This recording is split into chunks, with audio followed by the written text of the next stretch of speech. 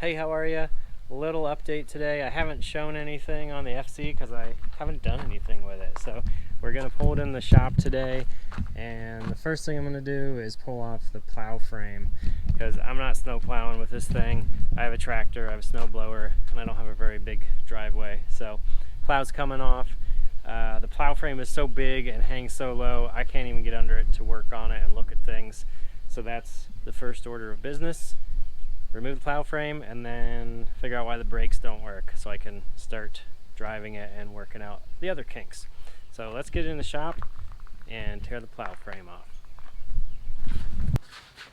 One thing I've noticed already, just in a little bit I've messed with this thing, is it's huge compared to a flat fender. Now, like I have my big GMC, that's a bigger truck.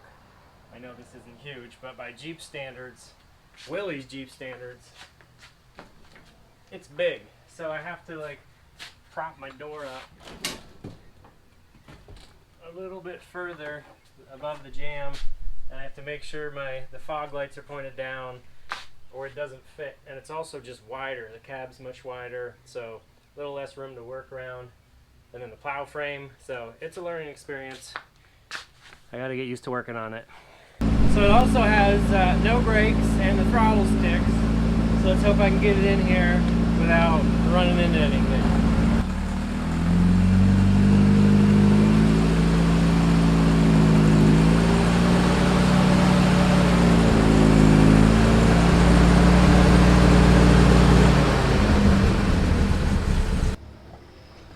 So far, step one has been a success. Step two, make this disappear.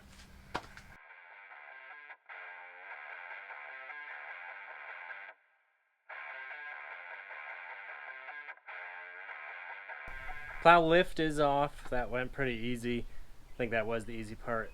Still got to do the lower frame and some of the other things. I'm just going to take a minute to rant.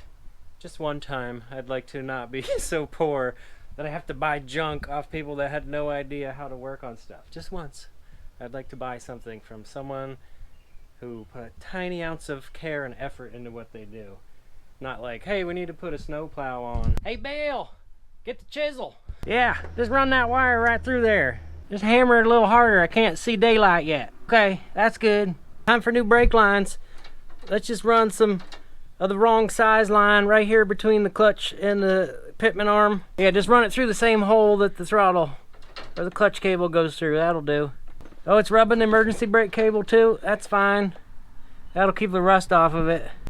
This stuff is so easy to work on and to do it almost right. I don't get it, but it gets tiring.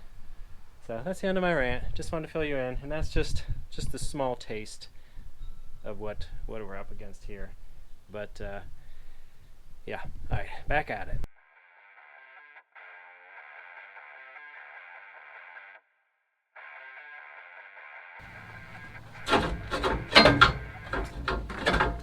I think I have most of the bolts off. Two more. But this thing's kind of heavy, so I don't want to be under it when it falls. I bet Bubba has it booby trapped or something.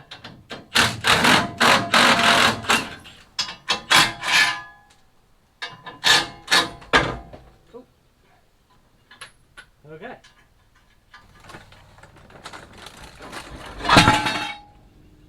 Nothing.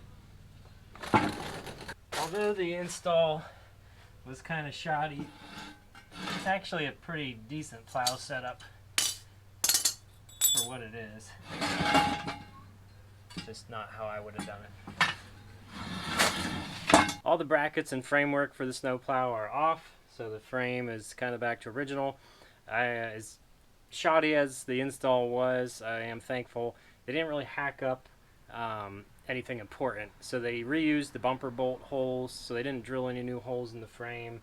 So I was able to just take the plow frame off, put the bolts back in, and they didn't even hack the bumper at all. They used a couple carriage bolt holes, and they did hack the firewall here a little bit, but nothing too major. And they didn't drill extra holes in the frame, so I'm thankful for that.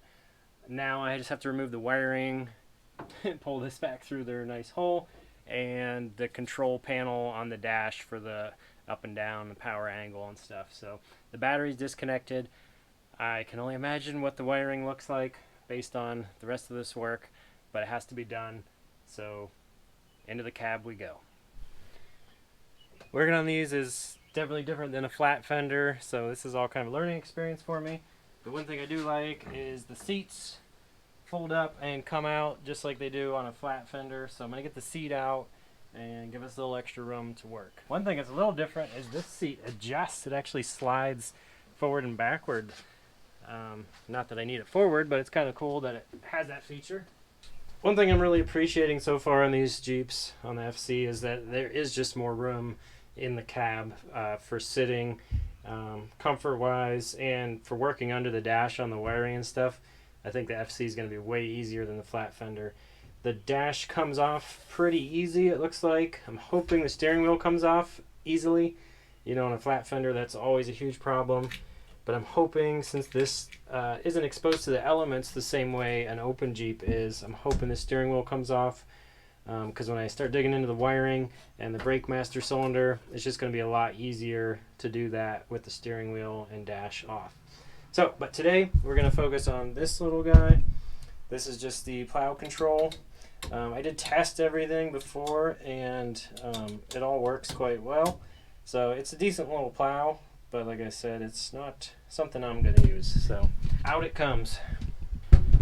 You know what works great for working on your truck? 2x4s. Yeah.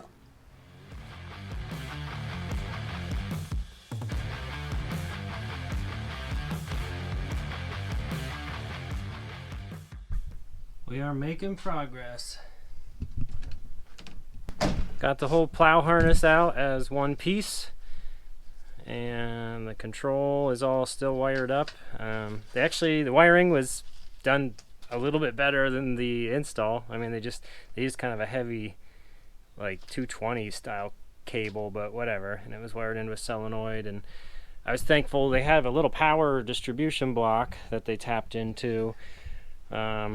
But after I pulled everything apart, the headlights still work, and it still started, and it didn't seem like it was tied into any of the other harness or wiring system on the truck. We'll call that a win, because I am not a fan of someone else's wiring mess. So there's still definitely a wiring mess, but the heater, the horn, everything still works. So thankful for that. The plow portion of this video has concluded. That was the first real project we've done to it, and it's a little lighter, and I think it's looking a little better. Should steer a little better, and now I can actually get a creeper under it, because those strut bars, they look like big traction bars. They hung down so low I couldn't even get under it with my creeper, and it definitely wouldn't do well going on any trails or anything with that on there. So it runs, it steers, and it drives, and the plow is off, but it still doesn't stop. So let's check into the brakes. Well, I was going to work on the brakes and show you that, but miraculously, I just put fluid in it and they worked fine. I pulled the cap off the master cylinder and it was bone dry. It looked like it never even had brake fluid, no rust, no junk. And I just topped it off and then just pulsed the pedal a little bit. Air bubbles were coming out, and I just kept doing that until there were no more air bubbles, and I got a rock hard pedal, and it stops great. So I haven't had it on the road yet. It sounds like it's going to stall at any moment, but I'm thrilled. I thought I'd have to pull the master cylinder out and be a whole nother video series, but we're going to end here today because we accomplished what I wanted to do. Plow frame's off. It's looking trim and lighter, better than ever. Brakes are working good. Temperature's good. So I still don't know what we're going to do with it, but leave a comment below what you think would be cool to do with the old FC. Thanks for watching, and catch you later.